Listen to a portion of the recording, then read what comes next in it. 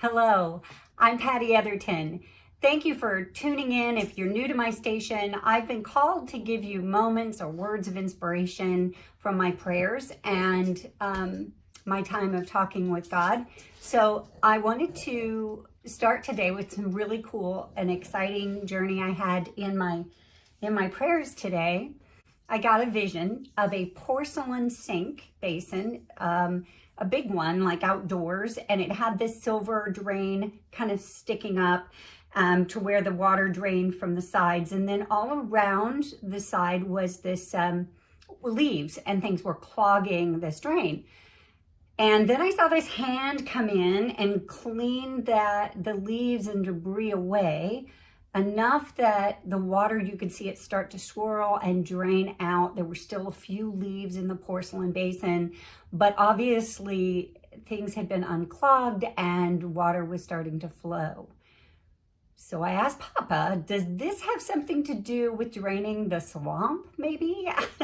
And I got a yes, and that people on both sides are clogging up the process. So this election fraud that we're starting to see bubble up to the surface will expose the truth and clear the drain. A large portion of the corruption will be exposed. And then he led me to my scripture, and he led me back to a scripture I had actually just read in devotion and a couple days before, and it was Luke 12. And meanwhile, when the crowd of many thousands had gathered so that they were trampled on one another, Jesus began to speak just to his disciples, saying, "Be on your guard against the yeast of the Pharisees, which is hypocrisy. There is nothing concealed that will not be disclosed, or hidden that will not be made known." That was very reassuring. And as we went on journaling, Papa continued to say, trust in the outcome of this election. It is as it is to be, to expose the corruption. Trump's calling was not to be polite, but to be the great disruptor that could call out truth and drain the swamp of those attempting to destroy my shining city on the hill, which I took to be the United States.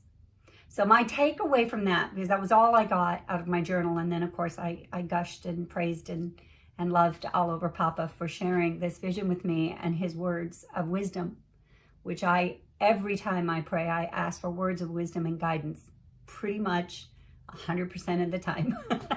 And I don't do anything if I don't feel nudged or guided by Papa.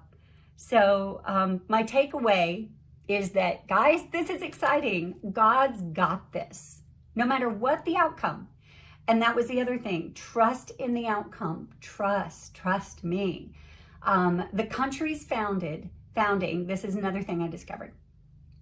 This country's founding was divinely inspired. God was involved. He calls the USA his shining city on the hill. And when I think about the people who founded this country and their understanding of human rights and what they wanted to see in this country, now granted, it wasn't all perfect. It's not been all perfect. And we are all human learning to grow, but the inspiration was right. And Christians need to trust and to be vigilant right now, because God is obviously calling us. He's calling us to be courageous and faithful servants. I thought it was very interesting that he's called Trump. And I kind of knew that initially. I know that's going to scare people to death if they're non-believers or believe that he's a racist, bigoted, homophobic, whatever. Name calling doesn't work.